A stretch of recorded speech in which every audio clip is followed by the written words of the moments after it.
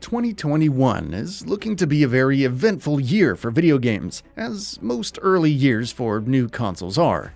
The Series X and the PlayStation 5 will understandably be wanting to flex their power and grow their libraries so they can continue jockeying for our money and attention. One of the best ways to do that is to put out some excellent games early on in the console's lifecycle to set the tone.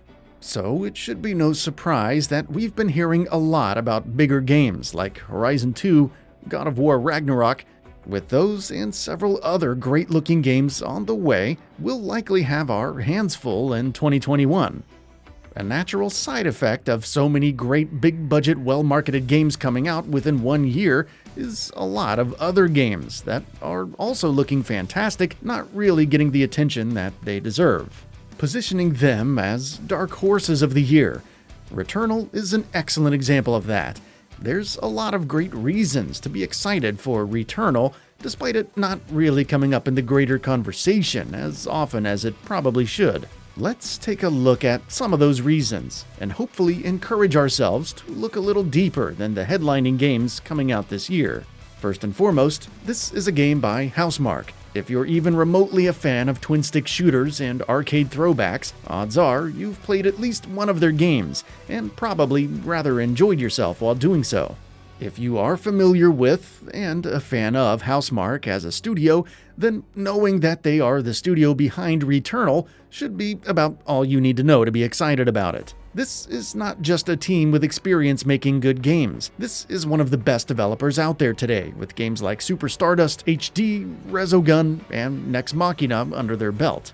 These games are simple in concept and relatively small in scope, especially if you compare them to the gargantuan projects that developers like Naughty Dog and Guerrilla regularly undertake. But that doesn't make them any less worthy of your attention or any less fun to play. Marrying the conceptual foundations of arcade classics like Robotron 2084 or Defender with dazzling modern visual flair is something the studio has all but mastered over the years. So if you can trust them to do anything, you can trust them to pull off a fun game in this style. Returnal is definitely going to be a step up in some ways, as well as a step outside of their comfort zone. But at its core, it's surely going to maintain that spirit of so many of their previous games, with fun weapons, enthralling combat, and strict but fair challenge. For that alone, this should be on just about everyone's radar. Speaking of Housemarque stepping outside of their comfort zone, this makes their upcoming game even more compelling than, say, another game in the style of Resogun would have been. While it does seem like the developer may be begrudgingly going in this direction because of lackluster sales on their previous game, Matterfall, they're still all the more embracing the third-person action game aesthetic and giving it a few interesting twists of their own. There would be nothing wrong with Housemarque putting out a Resogun 2, but the fact that they are stepping so far outside of what they typically have done over the last 10+ years is all the more reason to be excited, because it opens the possibility for Housemarque to discover new strengths within their ranks. Maybe they are really good at storytelling, but they just didn't know it because they never really tried it. Maybe they discover that third-person action games have been their forte all along, but given the scope of their earlier projects, they just never knew it. It's always interesting to see a developer step outside of their comfort zone and try new things. That mentality is what gave us The Last of Us, when Naughty Dog stepped away from Uncharted, and it also gave us Horizon Zero Dawn when Guerrilla stepped away from Killzone. While it is true that taking risks with tried-and-true formats can also lead to missteps, it's a risk that I think we should be encouraging Housemarque to take, and I see no reason to think they won't handle it perfectly well. One of the most interesting aspects of Returnal is certainly going to be its storytelling. We know very little about the context in which the main character finds herself. We don't know a whole lot about this alien world she's stranded on, and we don't know a whole lot about why she's there or what she's trying to do about it. But given the clips that we've seen from a couple of trailers that have been released, there does appear to be some sort of story here that at least makes an effort to give enough context to the situation to create an interesting situation for players to navigate through.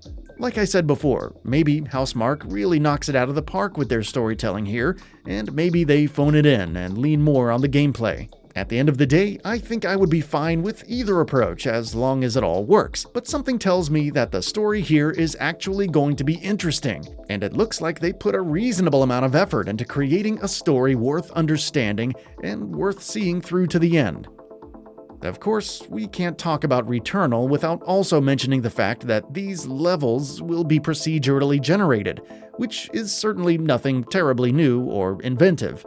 But given the level of creativity that the people at Housemarque have already shown with weapons, enemy designs, and level variation in previous games, I think putting a procedurally generated game in those hands could make that concept all the more interesting, and perhaps a lot beefier than what we've seen out of smaller procedurally generated games like Rogue Legacy or Spelunky. There's definitely nothing wrong with procedurally generated being used as a way for a smaller developer to avoid the daunting task of creating tons of detailed levels. But it will also be interesting to see what a developer that already knows how to do that would do with this style of foundation for a game. From what we've seen already in released footage, it looks like the weapon variety is going to be a sight to behold, and the sheer amount of enemy variations might make it the perfect arcade shooter, in that every time you fire it up, you get something a little different, making it a game that you can come back to for years and years without ever really feeling like it's over and done with. If Housemarque has shown us anything, it's that they know how to make a fun arcade shooter game.